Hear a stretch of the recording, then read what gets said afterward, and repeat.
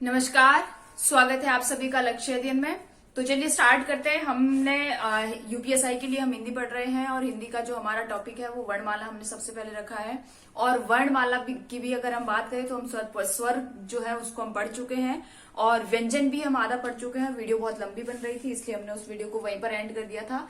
आज कोशिश करेंगे कि हम कम समय में ज्यादा चीजें समझ सके। ठीक है, तो चलिए स्टार्ट करते हैं। हम लोगों ने क्या क्या पढ़ लिया था? हम लोगों ने स्पर्शी व्यंजन पढ़ लिया है, ठीक है। और हम लोगों ने क्या पढ़ा है? हमने अंतस्थ पढ़ लिया है। इसके अलावा हमने ऊष्मीय व्यंजन जान लिया कि ऊष्मीय व्यंजन कौन से होते हैं, ठीक है। संयुक्त व्यंजन के बारे में हम जान चुके हैं कि संयुक्त व्यंजन कौन कौन से होते हैं। इसके अलावा हम द्विगुण व्यंजन के बारे में भी जान चुके हैं कि द्विगुण व्यंजन कौन कौन से होते हैं। तो द्विगुण व्यंजन कौन कौन से होते हैं? ड और ड़, ये कौन से होते हैं? ये होते हैं द्विगुण व्यंजन, ठीक है। आज हम इसके आगे देखते हैं कि आज भी हम व्यंजन के बारे में ही जानेंगे। और आज का जो हमारा टॉपिक है वो सबसे पहले हम क्या जानेंगे? उच्चारण स्थान के आधार पर, ठीक है। किसके आधार पर हम जान रहे हैं?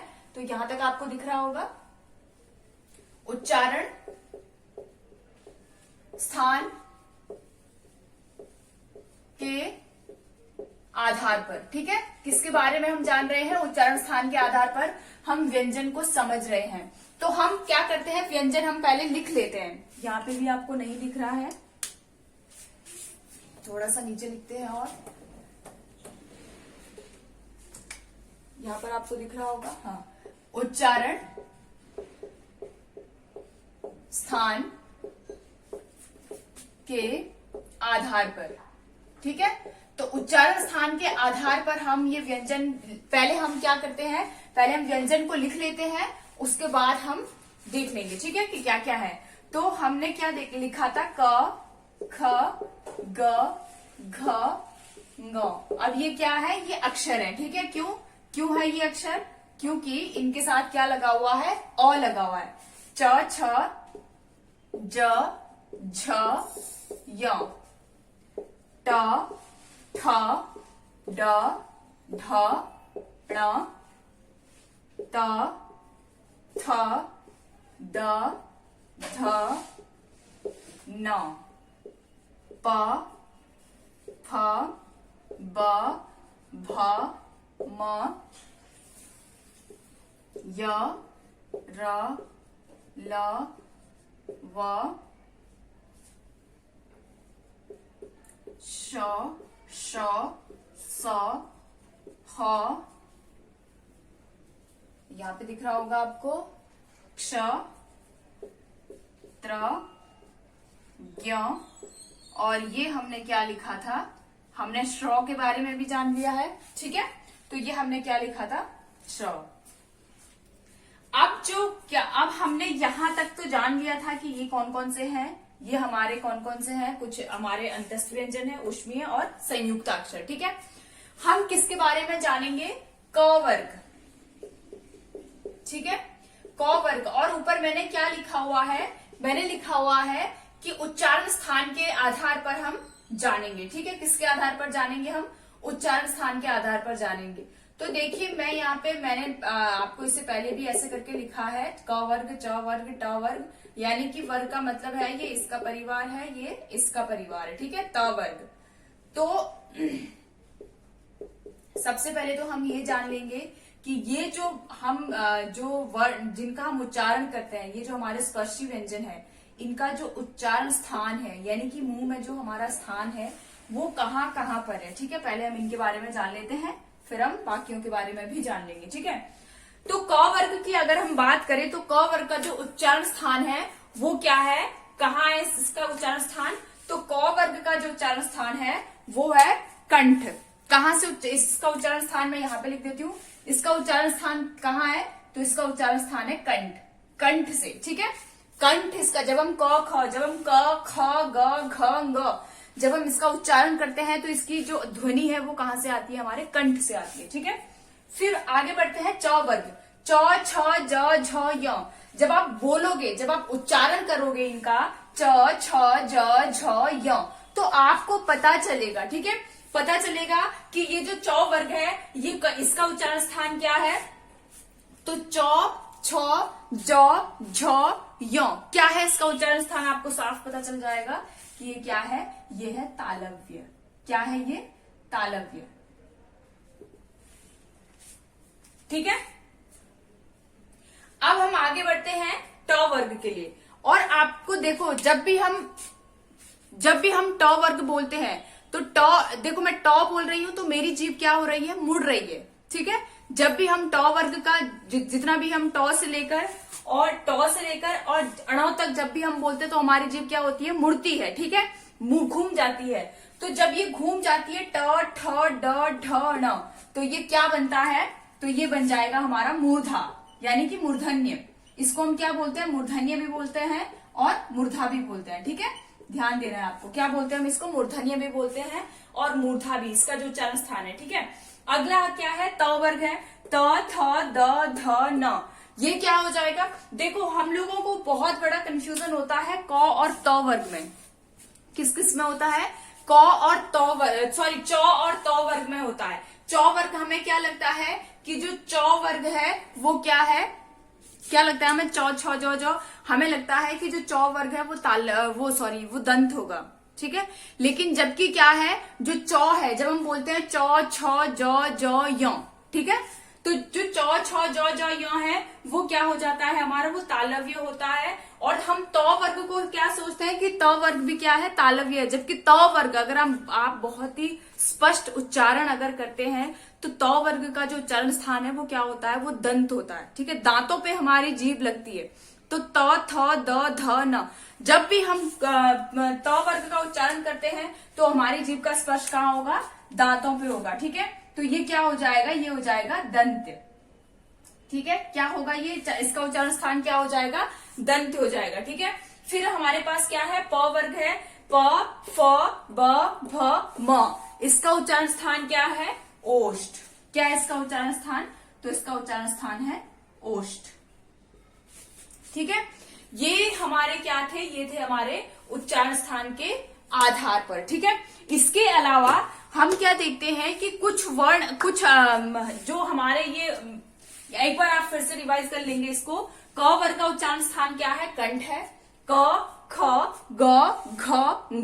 ठीक है, बोलना है आपको, जैसे जैसे आप उच्चारण करोगे आपको क्लियर होता जाएगा। फिर नेक्स्ट क्या है, च, छ, ज, झ, य।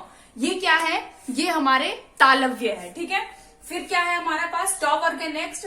ट वर्ग का क्या हो जाता है, मूर्धन। जैसे हम ट वर्ग बोलते हैं, ट, ठ, ड, हमारी जीभ मुड़ जाती है। मुड़ने का मतलब मूर्धा। ठीक है, तो यहाँ पे क्या हो जा रहा है, ट, ठ, ड, ढ, ण, मूर्धन्य हो जा रहा है। ठीक है, त वर्ग की बात करें तो त, थ, द, ध, न। अगर आप स्पष्ट उच्चारण करते हैं तो त बोलते हुए आपकी जो जीभ है वो किसको स्पर्श करेगी, दांतों को स्पर्श करेगी। ठीक है, फिर हमारा आता है प, फ, ब, भ, म। ये क्या है हमारा, प, फ। जब भी हम बोलते हैं प तो क्या हो रहा है, होंठ हमारे मिल रहे हैं। ठीक है, उस हिसाब से ये क्या हो जाएगा हमारा ओष्ठ, यानी कि इसका जो उच्चारण स्थान है वो क्या हो जाएगा, ओष्ठ हो जाएगा। ठीक है, तो ये तो थे उच्चारण स्थान के आधार पर। अब मैं इनको तो नहीं मिटा रही हूं, लेकिन हम इसका जो अगला जो विभाजन है, इनका जो भेद करते हैं हम, व्यंजन का जो भेद करते हैं, वर्णों का जो भेद करेंगे वो किसके स्थान पर करेंगे हम, तो वो करेंगे हम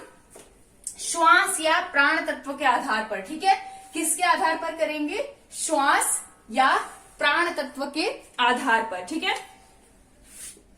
श्वास या प्राण तत्व। ठीक है, यानी कि आप समझ रहे होंगे कि श्वास या प्राण तत्व दोनों में से कोई एक बोलो, बात एक ही है। ठीक है, तो प्राणत्व के आधार पर भी ये लिखा होता है कि प्राणत्व के आधार पर व्यंजनों का वर्गीकरण कीजिए, या फिर श्वास के आधार पर। ठीक है, तो अगर हम इसकी बात करें तो इसमें हम कैसे करते हैं इसका वर्गीकरण, तो इसमें जो व्यंजन का जब हम वर्गीकरण करते हैं, ठीक है, मैं यहाँ पे लिख देती हूँ ताकि आपको कोई कंफ्यूजन ना हो। यहाँ पे जब हम व्यंजन का वर्गीकरण करते हैं प्राणत्व के आधार पर जब हम करते हैं तो कितने भागों में हम बांटते हैं, इनको 2 भागों में बांटते हैं। ठीक है, आपको दिख रहा होगा यहाँ पे 2 भागों में हम बांटते हैं।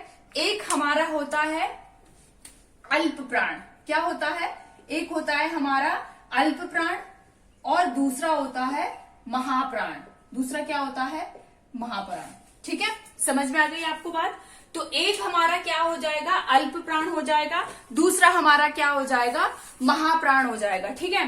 अब अगर मैं आपको ये बात बोलूं कि जो ये अल्प प्राण है इसमें क्या होता है, तो प्राण का मतलब आप सीधा सीधा समझ रहे होंगे कि श्वास या सांस। जिसमें कम सांस निकलती है वो क्या हो जाएगा, अल्प प्राण, और जिसमें ज्यादा सांस लेते या छोड़ते हैं वो क्या हो जाएगा, महाप्राण। यानी कि यहाँ पे अगर मैं कम लिख दूं तो शायद आपको समझ आ जाएगा, बिल्कुल आ जाएगा, और यहाँ पर अगर मैं ज्यादा लिख दूं तो भी आपको समझ आ जाएगा। ये कम और ज्यादा किसकी बात हो रही है, तो ये बात हो रही है श्वास या प्राण की। ठीक है। मैं यहाँ पे बहुत छोटा सा लिख दे रही हूँ ताकि आपको समझ में आ जाए। यानी कि अगर अल्प प्राण, जब मैंने कम लिखा है तो यानी कि जब कम सांस ले रहे हैं या छोड़ रहे हैं तो वो क्या हो जाएगा, वो हो जाएगा अल्प प्राण। ठीक है। और जब ज्यादा सांस ले रहे हैं या छोड़ रहे हैं तो वो क्या हो जाएगा, महाप्राण। ठीक है। अब मैं आपको बहुत ही सिंपल सा इसकी ट्रिक बताती हूँ। ट्रिक क्या, वो मतलब एक हम प्रैक्टिकली भी इसको करेंगे। तो कैसे हम करेंगे कि अल्प प्राण की अगर हम बात करें, अगर हमें समझना हो कि क्या है, तो अगर हम बात करें कि हर वर्ग का, ठीक है, हर वर्ग का पहला, तीसरा और पांचवा वर्ण, समझ में आ रही है आपको, हर वर्ग का पहला, तीसरा और पांचवा वर्ण क्या होगा, अल्प प्राण होगा। तो अगर मैं यहाँ पे बहुत शॉर्ट वे में लिख दूं, पहला, तीसरा और पांचवा, ठीक है, तो आप समझ जाएंगे कि ये पहला, तीसरा और पांचवा क्या, किसकी बात हो रही है, तो ये पहला, तीसरा और पांचवा वर्ण की बात हो रही है। यानी कि अगर मैं क वर्ग, मैंने क्यों मिटाया यहाँ पे, क वर्ग, च वर्ग, ठीक है, और ये क्या हो जाएगा हमारा ट वर्ग, और ये क्या हो जाएगा त वर्ग, और ये क्या है हमारे पास प वर्ग। ठीक है। और यहाँ पे अंतस्थ, ठीक है, और ये ऊष्मीय, और लास्ट में हमारे क्या है, संयुक्त। ठीक है। ऐसे करके हमने इनको बांटा है। ठीक है। तो हम यहाँ पे क्या देख रहे हैं, मैं यहाँ पे क्या बोल रही हूँ आपको, हर वर्ग का, यानी कि ये जो वर्ग मैंने लिखे हैं इनका पहला, तीसरा और पांचवा, तो इनका पहला, तीसरा और पांचवा, यानी कि ये जो वर्ण है, ठीक है, ये जो वर्ण है ये क्या है, ये अल्प प्राण है। ये क्या है, ये है अल्प प्राण। तो क्या हम ये समझे कि सिर्फ अल्प प्राण इतने ही है, तो नहीं, बिल्कुल भी नहीं। ठीक है। मैंने यहाँ पे लिख दिया है, यानी कि अल्प प्राण कौन कौन से वर्ण होंगे, तो हर वर्ग का, ध्यान से सुनना है आपको, हर वर्ग का पहला, तीसरा और पांचवा, मैंने नंबरिंग कर दी है, ये दूसरा हो जाएगा, ये चौथा हो जाएगा। यानी कि पहला कौन सा हो गया, पहला क, तीसरा ग और पांचवा ग। ये क्या है, जिसमें कम श्वास निकल रही है, या हम जिसमें कम श्वास ले रहे हैं या छोड़ रहे हैं। ठीक है, कम, इसलिए मैंने कम लिखा है। प्लस, सिर्फ ये ही नहीं, प्लस क्या होता है यहाँ पे, जो हमारे अंतस्थ व्यंजन है वो भी किस में आते हैं, वो भी आते हैं किसमें, अल्प प्राण में, अंतस्थ व्यंजन। ठीक है। अंतस्थ व्यंजन भी, जितने भी अंतस्थ व्यंजन है, यानी कि य, र, ल और व, ये भी कैसे हैं, इनमें भी हम कम सांस या तो लेते हैं या छोड़ते हैं। तो ये भी क्या है, ये भी किस में आएंगे, अल्प प्राण में आएंगे। ठीक है। यानी कि आपको अब याद रखने वाली चीजें आपके पास, आपने प्रैक्टिकली देख लिया है कि कौन कौन से हैं, तो क, ग, अंग, क, ग, ग, च, ज, य, और ट, ड और ण, त, द और न, प, ब और म, और बाकी मैंने क्या बोला, प्लस, इसके साथ देखिए मैंने प्लस भी लगा रखा है यहाँ पे, प्लस अंतस्थ व्यंजन, और जितने भी हमारे अंतस्थ व्यंजन है वो भी क्या है, अल्प प्राण है। ठीक है। इसके बाद अगर मैं महाप्राण की बात करूं, अब आपको ध्यान रखना है कि अल्प प्राण में आपको कहां तक ध्यान रखना है, क्या क्या अल्प प्राण का आपको मतलब समझ में आना चाहिए कि अल्प प्राण क्या है। तो जिसमें कम श्वास लेते या छोड़ते हैं वो अल्प प्राण हो जाएंगे। प्लस जिसमें क्या होगा, पहला, कौन कौन से होते हैं अल्प प्राण, पहला, तीसरा और पांचवा, हर वर्ग का पहला, तीसरा और पांचवा वर्ण क्या होगा, अल्प प्राण होगा। प्लस अंतस्थ व्यंजन भी क्या है, अल्प प्राण है। ठीक है। अब अगर हम महाप्राण के पास जाते हैं तो हम यहाँ पे देखते हैं महाप्राण में क्या होगा, हर वर्ग का दूसरा और चौथा। ठीक है, ध्यान देना आपको, हर वर्ग का दूसरा और चौथा जो वर्ण होगा वो क्या होगा, वो महाप्राण होगा। ठीक है, वो क्या होगा, वो महाप्राण होगा हर वर्ग का। ध्यान से समझना है आपको। प्लस प्लस यहाँ पे, जैसे यहाँ पे नीचे क्या आया है, अंतस्थ व्यंजन आया है, वैसे ही यहाँ पे क्या आ जाएगा, ऊष्मीय व्यंजन। ठीक है, यहाँ पे क्या आ जाएगा, ऊष्मीय व्यंजन। प्लस ऊष्मीय व्यंजन भी क्या होते हैं, महाप्राण होते हैं। ठीक है, अब आपको ये समझ में आ रहा होगा कि ज्यादा का मतलब क्या है, जिसमें हम ज्यादा सांस लेते या छोड़ते हैं वो क्या होते हैं, वो उनको हम क्या कहलाते हैं, वो क्या कहलाते हैं, वो होते हैं महाप्राण। ठीक है, तो ध्यान देना है आपको, हर वर्ग का दूसरा और चौथा वर्ण क्या होगा, महाप्राण होगा। प्लस जो हमारे ऊष्मीय व्यंजन है वो भी किस में आएंगे, वो भी महाप्राण में आएंगे। ठीक है, तो हम देख लेते हैं कौन कौन से हो जाएंगे। अगर हम महाप्राण की बात करें तो हमारे पास क्या क्या हो जाएगा, सॉरी अंतस्थ व्यंजन नहीं होंगे ये।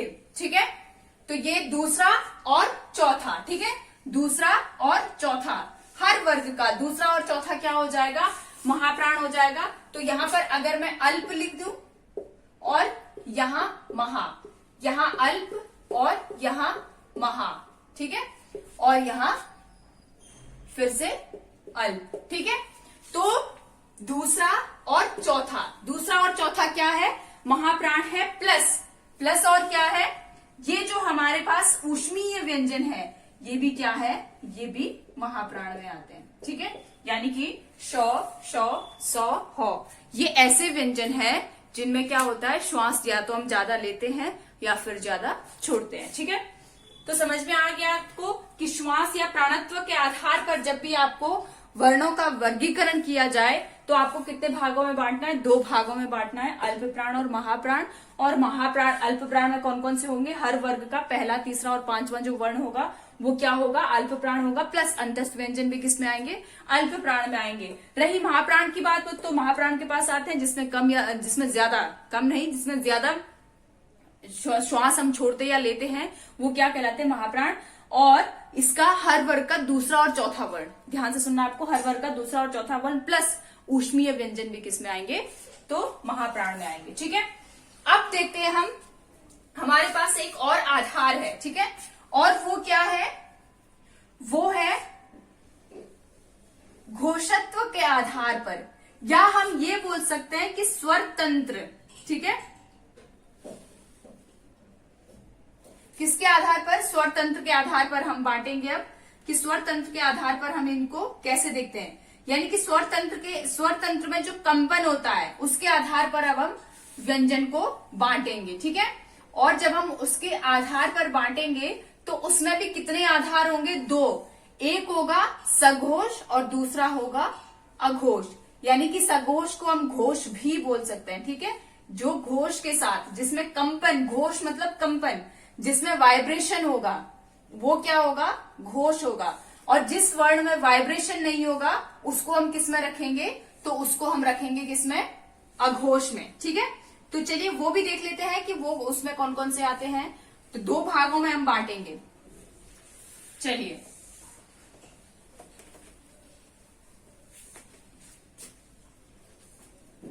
स्वर तंत्रियों, ठीक है, सॉरी यहां पे लिख देती हूं मैं,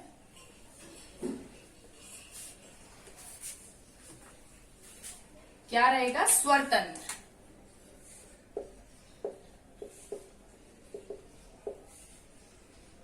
स्वर तंत्र में कंपन, ठीक है, कंपन यानी कि वाइब्रेशन। ठीक है, स्वर तंत्र में वाइब्रेशन, कंपन के आधार पर हम इसको बांट रहे हैं। ठीक है, ध्यान देना है आपको। तो यहाँ पे हम फिर से क्या कर लेते हैं, किसको बांट रहे हैं, हम व्यंजन को बांट रहे हैं। ठीक है, और व्यंजन में हम दो भागों में हम बांटेंगे। एक हमारा हो जाएगा सघोष। ठीक है, एक हमारा क्या हो जाएगा, सघोष। सघोष को हम घोष भी लिख सकते हैं। कहीं कहीं आपको सिर्फ घोष लिखा हुआ दिखेगा तो आपको बिल्कुल भी कंफ्यूज नहीं होना। ठीक है, सघोष यानी कि सौ मतलब साथ में, घोष मतलब कंपन, जो कंपन के साथ बोला जाता है। और घोष अगर सिंपल लिखेंगे हम कंपन तो भी कोई दिक्कत नहीं है। ठीक है, और दूसरा हमारा क्या हो जाएगा, अघोष। ठीक है, दूसरा हमारा क्या हो जाएगा, अघोष हो जाएगा। तो अगर मैं बोलूं कंपन के साथ, यहाँ पे मैं लिख देती हूँ। ठीक है, यहाँ पे मैं ब्रैकेट में लिख देती हूँ कंपन। ठीक है, ये है कंपन के साथ। ठीक है, मैं लिख देती हूँ कंपन के साथ, और इसको मैं क्या लिख रही हूं, बिना कंपन के। ठीक है, बिना कंपन। ठीक है, अब आपको समझ आ रहा होगा, कोई कंफ्यूजन नहीं होना चाहिए। ये क्या है, बिना कंपन के साथ है। ठीक है, तो सघोष जो कंपन के साथ है और अघोष जो बिना कंपन के है, जिसमें कोई कंपन नहीं हो रहा है। ठीक है, तो अब हम इसमें क्या देख रहे हैं, हमने कितने भागों में बांट दिया है, 2 भागों में हमने बांट दिया है। किसके आधार पर बांट रहे हैं, स्वर तंत्र के कंपन के आधार पर हम इनको बांट रहे हैं। ठीक है, अब हम देखते हैं, जैसे हमने अल्प प्राण और महाप्राण में पढ़ा था, वैसे ही हम इसको भी समझ लेते हैं। ठीक है, तो सघोष की अगर हम बात करें, कंपन के साथ जो वर्ण बोले जाते हैं वो कौन कौन से होते हैं, तो उसमें आता है हर वर्ग का तीसरा, चौथा और पांचवा। ठीक है, तीसरा, चौथा और पांचवा, लाइन से आपको ध्यान रखना है।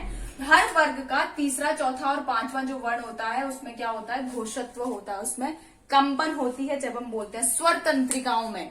ठीक है, ध्यान देना है, जो हमारी स्वर तंत्रिकाएं होती है उसमें वाइब्रेशन फील होता है। ठीक है, जब हम इनको बोलेंगे, अगर आप बहुत ध्यान से समझेंगे, सुनेंगे इसको, जब आप इनका उच्चारण करते हैं तो क्या होता है, वाइब्रेशन फील होता है। ठीक है, तो यानी कि हमें क्या समझना है कि कौन कौन सा मैंने कहा, तीसरा, चौथा और पांचवा। ठीक है, तीसरा, चौथा और पांचवा, यानी कि अगर मैं इसको यहां से लेकर यहां तक बांट दूं तो ये क्या हो जाएंगे, ये सारे के सारे क्या है, सघोष है। ये क्या है, सघोष है। हर वर्ग का, ध्यान से सुनना है आपको, हर वर्ग का तीसरा और चौथा और पांचवा जो वर्ण है वो क्या होता है, सघोष होता है। ठीक है, तो अगर मैं यहां पर भी इसको लिख दूं कि तीसरा, चौथा और पांचवा क्या है, सघोष है, तो इसमें कोई दिक्कत है, बिल्कुल भी नहीं है। इसके अलावा प्लस अगर मैं बात करूं कि जो अंतस्थ व्यंजन है क्या वो भी सघोष है, तो बिल्कुल है, अंतस्थ व्यंजन भी किसमें आएंगे, आपके सघोष में आएंगे। ठीक है, प्लस जितने भी अंतस्थ व्यंजन है वो किसमें आ जाएंगे, अंतस्थ व्यंजन। जितने भी अंतस्थ व्यंजन हैं वो किसमें आते हैं, ये जो अंतस्थ व्यंजन है, ठीक है, ये किसमें आ रहे हैं, तो ये जितने भी अंतस्थ व्यंजन है ये आएंगे आपके सघोष में। ठीक है, समझ में आ गया यहां तक आपको, सघोष में। प्लस अब यहाँ पे आपको क्या देखना है, मैंने अंतस्थ व्यंजन की बात तो कर दी है कि अंतस्थ व्यंजन किसमें आते हैं, सघोष में आते हैं। प्लस हमारा जो ह वर्ण है, ठीक है, जो कि किसमें आता है, ऊष्मीय में आता है। ठीक है, लेकिन ये भी हमारा यहाँ पे किसमें आता है, सघोष व्यंजन। जब हम ह को बोलते हैं तो ह भी किसमें आता है, ये भी आता है सघोष व्यंजन में। ठीक है, ध्यान देना है आपको, क्योंकि जब भी हम ह को बोलते हैं तो क्या होता है, हमारा वाइब्रेशन, हमारे स्वर तंत्र में क्या होता है, वाइब्रेशन फील होती है। ठीक है, तो ध्यान देना है आपको। तो ये हमारा क्या हो जाएगा, पूरा का पूरा फॉर्मूला किसका हो जाएगा, सघोष का। ठीक है, समझ में आ गया आपको, एक बार देख लेते हैं। ग, घ, गौन क्या है, सघोष है। हर वर्ग का तीसरा, चौथा और पांचवा, ठीक है, तीसरा, चौथा और पांचवा वर्ण क्या हो जाएगा, सघोष हो जाएगा। प्लस जितने भी हमारे अंतस्थ व्यंजन हैं वो क्या हो जाएंगे, वो भी सघोष हैं। प्लस ऊष्मीय व्यंजन में ह जो वर्ण है वो भी किस में आएगा, वो भी सघोष में आएगा। ठीक है, इसके बाद हम नेक्स्ट देखते हैं, अगला जो हमारा क्या है, अघोष लिखा हुआ है हमने। ठीक है, तो आपको समझ में आ ही गया होगा कि अगर तीसरा, चौथा और पांचवा जो वर्ण है वो सघोष है। देखो समझेंगे हम उसको प्रैक्टिकली करके, ठीक है, प्रयोग करेंगे उसका। अब हम क्या देखेंगे, क और ख। जब हम क और ख को बोल रहे हैं, कोई वाइब्रेशन आ रही है, सिर्फ जो हमारी श्वास है, प्राणत्व के आधार पर हम इसको बांट सकते हैं, लेकिन इसमें किसी भी प्रकार का कोई कंपन नहीं होता है, क ख। ठीक है, तो क्या है ये बिना कंपन के हम बोलते हैं इनको, यानी कि हर वर्ग का पहला और दूसरा। ठीक है, हर वर्ग का पहला और दूसरा, तो यहां पर भी मैं लिख दूं कि पहला और दूसरा। ठीक है, हर वर्ग का पहला और दूसरा जो वर्ण होता है वो क्या होता है, वो अघोष होता है। ठीक है, क्या होता है, वो अघोष होता है। ठीक है, वो क्या होता है, अघोष होता है। मैं यहाँ पे घोष भी लिख देती हूँ साथ में, क्योंकि आपको कंफ्यूजन हो सकता है कि एग्जाम में सिर्फ घोष लिखा हो। ठीक है, तो सघोष और घोष का एक ही मतलब है। ठीक है, तो ये क्या है, क, ख, च, छ, ट, ठ, त, थ और प फ। ये क्या है? ये है अघोष। ठीक है। प्लस अब मैं यहाँ पे क्या बात कर रही हूं, अघोष मैंने लिख दिया है। अघोष में कौन कौन सा है हमारा? क ख च छ ट ठ त थ प फ। और दूसरे हमारे पास क्या होते हैं अघोष में? ऊष्मीय व्यंजन। ऊष्मीय व्यंजन अब सारे तो हम नहीं लिख सकते हैं क्योंकि ह हमारे पास कहां पे आ गया है, तो ह आ गया है सघोष व्यंजन में। ठीक है। तो अघोष व्यंजन में हम सीधा सीधा जो हमारे ऊष्मीय व्यंजन है, जो बाकी के 3 बचे हुए हैं, उनको हम लिख देंगे। ठीक है। तो 3 कौन कौन से बचे हैं? श, श और स। ठीक है। ये किस में आएंगे? ये आएंगे अघोष व्यंजन में। किस में आएंगे ये? तो ये आएंगे हमारे अघोष व्यंजन में। यानी कि ये जो यहां तक के जो वर्ण है वो किस में आ रहे हैं? ये क्या है? ये अघोष व्यंजन कहलाएंगे। ठीक है। समझ में आ गया आपको? और ये क्या हो जाएंगे यहां तक? ये हो जाएंगे सघोष। ठीक है। ये क्या हो जाएंगे? सघोष हो जाएंगे। तो ध्यान से समझना है आपको। सघोष जो होता है उसमें क्या होता है? तीसरा, चौथा और पांचवा। ठीक है। जिसमें घोषत्व होता है, जिसमें कंपन होता है।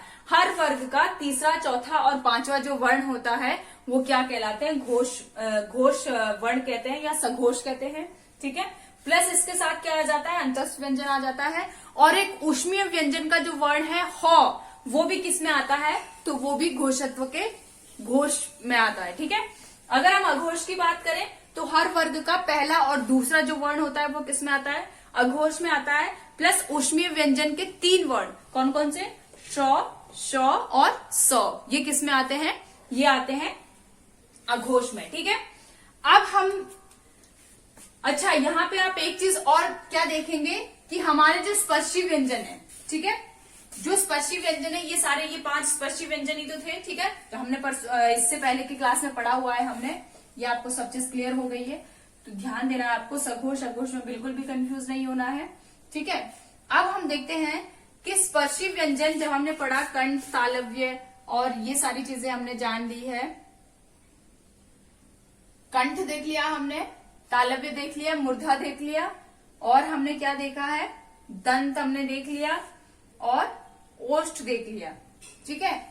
अब हम क्या देखते हैं? जो हर वर्ग का, ध्यान से देखना है, हर वर्ग का पंचमा अक्षर। ठीक है। क्योंकि ये भी आपको पता होना चाहिए। ठीक है। हालांकि यहां से क्वेश्चन बहुत कम बनता है, लेकिन फिर भी मैं आपको बता देती हूँ। हर वर्ग का पंचमाक्षर जो होता है उसको हम क्या कहते हैं? नासिक्य। ठीक है। क्या कहते हैं? नासिक्य। यानी कि इनको जब हम बोलते हैं तो ध्वनि कहां से निकलती है? नाक से निकलती है। ठीक है। क्या बोलते हैं हम इसको? नासिक्य या नासिक। ठीक है। तो ध्यान देना है आपको, हर वर्ग का, यानी कि पंचमा अक्षर, हर वर्ग का पंचमा अक्षर। पंचमा अक्षर कौन सा है? 1 2 3 4 5। ये जो 5वें, हर वर्ग के जो 5वें अक्षर है, ये कौन से होते हैं? इनको हम क्या कहते हैं? तो ये नासिक्य वर्ण होते हैं। ठीक है। समझ में आ गया आपको? इसके अलावा एक पूछा जाता है द्वित्व व्यंजन। ठीक है। द्वित्व यानी कि ये सारी चीजें आपको क्लियर हो गई। ठीक है। उसको हम किसी वर्ग में नहीं बांट रहे हैं, ना ही उसको व्यंजन में बांट रहे हैं। द्वित्व व्यंजन होते हैं जो जब एक ही व्यंजन, ठीक है, मैं यहां पे आपको एग्जाम्पल दूंगी कि द्वित्व व्यंजन कौन सा होता है। यहां पे समझने वाली बात है कि आपको समझना है। ठीक है। एक मैंने क्या लिखा? प्र। प्र क्या है? तो प्र है आपका संयुक्त अक्षर, यानी कि 2 अलग अलग व्यंजन से मिलकर बना है, व्यंजन और स्वर से मिलकर बना है। ठीक है। 2 या 2 से अधिक। ठीक है। तो उनको हम क्या कहते हैं? ये होते हैं संयुक्त अक्षर। ठीक है। अच्छा, संयुक्त अक्षर में हमने क्या पढ़ा? श्र हम देख लेते हैं। श्र क्या? ज्ञ। श्र को देख लेते हैं। ठीक है, ताकि आपको कोई कंफ्यूजन ना हो। तो ये क्या था हमारा? ये श्र। ये क्या है? संयुक्त अक्षर है। ठीक है। अब ऐसे में ही एक में आधा और एक पूरा वर्ण दूं। ठीक है। लेकिन वो जैसे हम क्या लिखते हैं? बिल्ली। ठीक है। और आपको बोल दिया जाए और एक आपके पास क्या लिख दिया जाए? श्रमिक। ठीक है। एक लिख दिया जाए तारा और एक लिख दिया जाए रमन। ऑप्शन में आपके पास ये है, ठीक है। तो आपके पास 4 ऑप्शन दिए हुए हैं और आपको छांटना है इसमें से कि इसमें द्वितीय व्यंजन कौन सा होगा। बहुत ध्यान से समझिएगा, ठीक है। मैंने यहाँ पे लिखा है कि आपको पहचान किसकी करनी है, द्वितीय व्यंजन की पहचान करनी है। और क्वेश्चन आपको ये आया है कि निम्न शब्दों में से द्वितीय व्यंजन किसमें है, ठीक है। तो हमारे पास क्या लिखा हुआ है, तारा लिखा हुआ है, रमन लिखा हुआ है, श्रमिक लिखा हुआ है और बिल्ली लिखा हुआ है। अब हमें समझना है कि द्वितीय व्यंजन क्या होता है। देखिए, तो ये जो वर्ड है यहाँ पे, ये क्या है, ये संयुक्त है, ठीक है। बाकी इसमें जो है वो कोई स्वर के साथ है तो कोई ये भी स्वर के साथ है, ठीक है। अगर ये अधूरा होता तो हम इसको कैसे लिखते, ऐसे, ठीक है। हलंत के हम इसको क्या लिखते, हलंत के साथ लिखते। लेकिन यहाँ पर बिल्ली जो आपको दिख रहा है, जहां पर क्या होता है, सेम वर्ण, ठीक है। सेम वर्ण जहां पर एक जैसे वर्ण, समान वर्ण, ठीक है। सेम का मतलब समान, समान वर्ण जहां पर आधा और तुरंत उसके बाद पूरा हो, यानी कि जैसे हम क्या लिखते हैं, बिल्ली लिख रहे हैं तो बिल्ली में आधा लो और पूरा लो, तो ये जो है ये क्या कहलाता है, ये वाला, ये क्या है, ये द्वितीय व्यंजन कहलाता है। क्या होता है ये, द्वितीय व्यंजन, समान व्यंजन, ठीक है। समान व्यंजन हो, 2 समान व्यंजन जिसमें से एक आधा है और एक पूरा है, उनका एक के बाद एक का एक प्रयोग हो रहा हो। ऐसा नहीं कि यहां पे कैसे हम लिख सकते हैं इसको,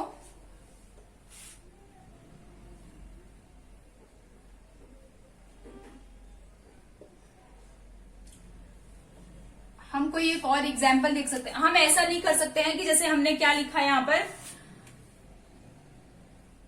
बिल्ली हमने लिख दिया, कोई एक और दूसरा वर्ड लिखते हैं जैसे दिल्ली, ठीक है। दिल्ली में भी क्या हो जाएगा, दिल्ली में भी ये क्या है, समान वर्ण है, ठीक है। समान वर्ण है लेकिन क्या है, एक आधा है और एक पूरा है, तो इनको हम क्या कहते हैं, ये द्वितीय व्यंजन कहलाते हैं, ठीक है। ये समझ में आ गया आपको। या फिर एक आप कोई और एग्जाम्पल देख सकते हो, जैसे हम क्या लिखते हैं, चम्मच, चम्मच, हाँ अब जाके शब्द याद आने लग गए, चम्मच। तो चम्मच में भी क्या है, आधा मोह है, फिर दूसरा पूरा मोह है, तो ये भी क्या हो जाएगा, ये भी द्वितीय व्यंजन हो जाएगा, ठीक है। तो समझ में आ गया आपको। अगर आपको कहीं लिखा हुआ दिखता है कि द्वितीय व्यंजन कौन सा है, इन शब्द में कौन सा ऐसा शब्द है जिसमें द्वितीय व्यंजन है, तो बिल्ली ऐसा शब्द है जिसमें द्वितीय व्यंजन है, ठीक है। तो आशा है आप सभी को वर्णमाला की जो हमारी क्लास थी वो आपको समझ आ गई होगी, ठीक है। अगर आपको कुछ और चीजें इसमें जाननी है या कुछ और हमसे छूट गया है, हो सकता है दिमाग में नहीं रहा हो, तो आप कमेंट बॉक्स में जरूर लिखें। और क्लास कैसी लगी ये भी कमेंट बॉक्स में जरूर लिखें। नेक्स्ट क्लास शब्द रचना पर आधारित रहेगी, ठीक है। तो मिलेंगे नेक्स्ट क्लास में, तब तक आप सभी लोग अपना ध्यान रखें, खुश रहें, स्वस्थ रहें, मस्त रहें। धन्यवाद।